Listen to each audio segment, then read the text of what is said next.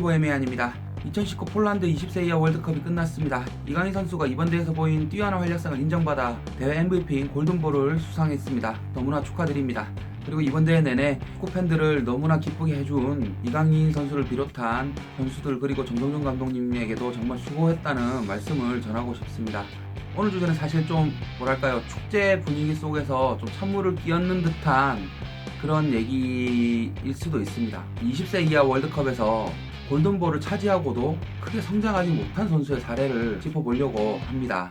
실패작이라고 표현을 하면 해당 선수에게 미안한 표현이긴 하지만 실제로 세계적인 주목을 받았던 20세 이하 월드컵에서 골든볼까지 수상을 하면서도 정작 성인 선수가 돼서는 그 기량을 마음껏 펼치지 못했던 비운의 선수들을 소개해 드릴 텐데요. 이 선수들을 소개해 드리는 이유는 오해하지 마시고 이강인 선수가 이렇게 될 거다라는 저주가 아니고요. 이런 선수들을 반면교사 삼아야 된다는 측면에서 설명을 드리는 겁니다. 왜 성인 무대에서 그 빛을 발휘할 수 없었는지에 대해서 그 원인을 짚는다면 이강인 선수가 정말 슈퍼스타로 성장하는데 보탬이 되지 않을까 싶어서 차분한 마음으로 이렇게 영상을 찍게 됐습니다. 일단 들어가기에 앞서 20세 이하 골든볼 수상자들의 면면을 조금 소개시켜 드릴게요.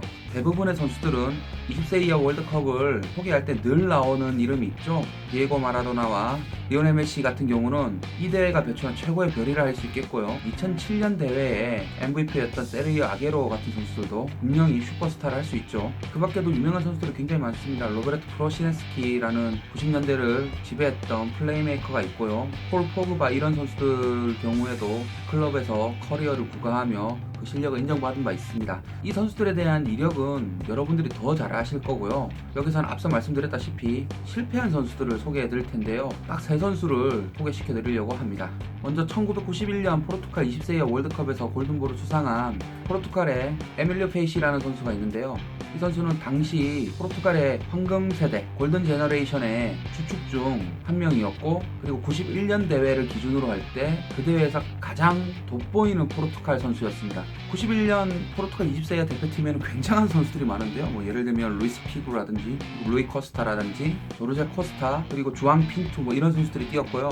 이 에밀리오 페이시 선수는 그때 당시 포르투갈 20세 이하 대표팀에서 루이스 피구 선수와 함께 막내였습니다. 만 18세였는데요. 중앙 미드필더로서 뛰어난 경기 운영 능력을 보여주었고 그 실력을 인정받아 골든볼까지 수상하게 됩니다. 때로는 수비수까지 볼 정도로 굉장히 다재다능한 선수였기 때문에 이 선수는 또래들에 비해 빨리 국가 A 대표팀까지도 발탁이 되고요.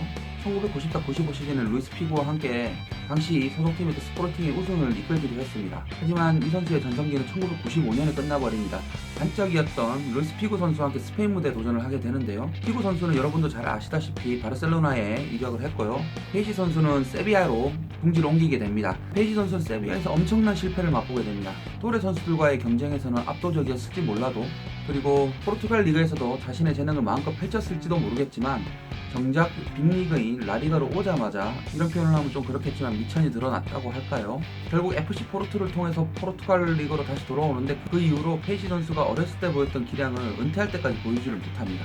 그래서 대부분 포르투갈 황금세대 하면 루이 코스타, 루이스 피구, 주앙 핀투 이런 선수들을 언급을 하는데 페이시 선수는 사람들의 기억 속에 사라졌기 때문에 언급되지가 않죠. 어찌 보면 20세 이하 월드컵 골든볼 수상자 중 가장 불운한 케이스가 아닐까 싶습니다. 두 번째 선수는 1995년 카타르 대회에서 5골을 넣고 브라질의 준우승을 주도한 브라질 공격수 카이우입니다. 이 선수는 1995년 기준으로는 굉장한 스포트라이트를 받은 선수였습니다. 여러분들 1990년대 중반이면 이탈리아 세리에A가 소위 70조 시대였고요. 세계 최고의 프로축구 리그로 각광받던 시절이었습니다. 그 70조 중 하나의 인터밀란에 룸을 받게 되고요. 당시 기준으로 660만 파운드, 지금 기준으로 생각하면 좀 적은 돈일 수도 있지만 그게 벌써 24년 전의 일이니까요. 그때 기준으로는 굉장히 큰 돈이죠. 그 660만 파운드의 이적료를 기록하고 인터밀란에 입단하게 됩니다. 이 이적료는 당시 기준으로 전 세계 10대 선수 이적료 최고액입니다. 인터밀란이 얼마나 기대했는지 알 수가 있죠. 이 선수의 미래는 어떻게 됐을까요? 하얀 호나우두라는 표현을 받을 정도로 굉장히 기술이 뛰어난 선수였지만 인터밀란에서는 그 기량을 보이지 못했습니다. 1996-97 시즌에는 나폴리로 이적을 하게 되는데요. 20게임을 뛰고 단 한 골도 넣지를 못했습니다. 이번 무대에서 엄청난 실패를 맛보고 브라질 리그로 돌아와 남은 커리어를 보내게 되는데요. 당시 이탈리아 리그는 말씀드렸다시피 세계 최고 선수들이 뛰는 무대였고, 지금도 그렇지만 전술적으로도 굉장히 강력한 리그이기 때문에 이 10대 선수가 20세 이하 대회에서 보였던 그런 개인기라든지 잠재성을 보이기에는 굉장히 험악한 환경이었던 겁니다. 그래서 이 선수 역시 사람들의 뇌리에서 잊혀지게 됩니다. 마지막 선수는 2009년 이집트 대회에서 맹활약했던 선수입니다. 가나 선수인데요. 도미니크 아디야라는 선수입니다. 이름이 좀 낯설 것 같은데 그럴 수밖에 없을 것 같아요. 이 선수는 이집트 20세 이하 월드컵에서 8골을 넣고 대회 득점왕에 오릅니다. 그리고 가나를 우승을 시킵니다. 대회 우승, 골든 슈 득점왕이죠. 그리고 골든볼, 거의 트래블을 달성한 선수였고 당시 기준으로는 엄청난 주목을 받게 됩니다. 이 선수는 당시 가나 축구계에 엄청난 기대를 받으면서 1년 후인 남아공 월드컵에도 출전을 하게 되고요. 이탈리아 최고 명문 중 하나인 AC 밀란의 부름까지 받게 됩니다. 2009년, 2010년 기준으로 세계 최고의 유망주 중 한 명이었습니다. 하지만 이 선수는 유럽에서 족적을 남기지 못합니다. AC 밀란은 이 선수를 성장시키기 위해서 이탈리아 클럽 레지나에 임대를 보내기도 하고요. 이 선수는 가는 팀마다 이렇다 활약을 펼치지를 못하고 맙니다. 이 아디아 선수는 170대 초반의 작은 키지만은 굉장히 빠르고 뛰어난 득점력을 가진 선수인데요. 이 장점이 피지컬적으로 완성되어 있고 전술적으로도 준비가 되어 있는 성인 무대에 올라온 이후로는 통하지를 않게 되는 거죠. 지금도 현역으로 뛰고 있습니다. 김보경, 김민우와 같은 선수들과 또래인데 이 선수는 지금 어디에 뛰고 있냐?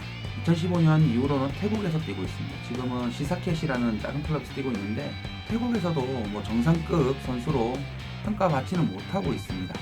완전히 잊힌 선수가 되어버린 거죠. 이 세 명의 프로필을 설명을 드리면서 비슷한 대목이 많다고 생각을 하셨을 것 같습니다. 뭐 예를 들면 빅리그로 올라가서 그 수준차를 극복하지 못했다거나 아니면 뭐 성인 선수와 직접적인 대결에서 우위를 점하지 못했다거나 유망주 대회에서 그렇게 잘했던 선수가 왜 성인 무대에서 안 통할까라고 생각하실 수가 있는데 이런 게 있습니다. 한국 축구계 내에서는 구력이라는 말이 있는데요. 이 구력이 뭐냐면 축구를 배운 시점에서부터 축구를 배워온 짬밥 정도로 이해를 하시면 될 것 같아요. 축구를 몇 년 했다. 예를 들면 축구를 7살 때 시작을 한 선수가 지금 20세 대회에 나가게 되면 구력은 13년 정도 되겠죠. 하지만 중학교 때부터 배운 선수는 구력이 4, 5년밖에 안 되는 겁니다. 이 구력이 연령별 대회에서는 꽤 크게 작용을 합니다. 저연령 대회로 갈수록 더 크게 도드라지고요.